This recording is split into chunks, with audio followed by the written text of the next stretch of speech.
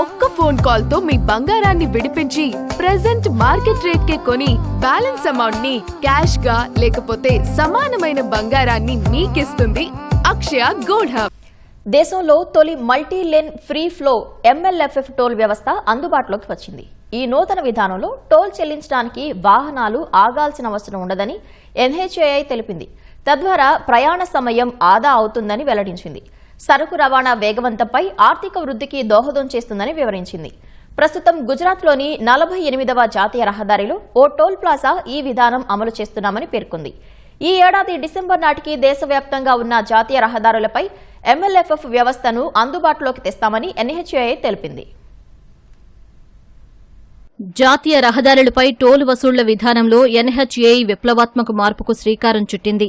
గుజరాత్లోని 48వ జాతీయ రహదారిపై సూరత్ భరూచ్ సెక్షన్లో ఉన్న చోరయాసి టోల్ ప్లాజా వద్ద మల్టీలేన్ ఫ్రీ ఫ్లో టోల్ MLFF విధానాన్ని ప్రవేశపెట్టింది.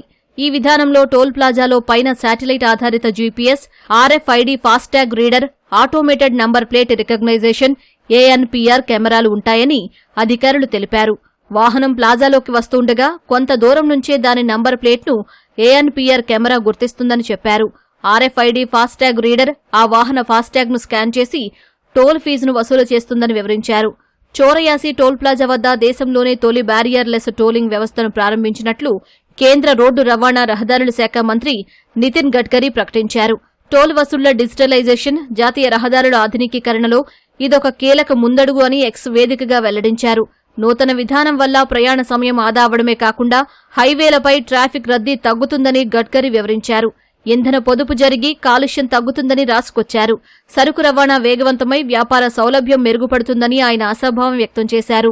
ఈ ఏడాది చివరి నాటికి 1050కి పైగా టోల్ ప్లాజాలను మల్టీలేన్ ఫ్రీ ఫ్లో టోల్ విధానంలోకి మార్చాలని కేంద్రం లక్ష్యంగా పెట్టుకుంది.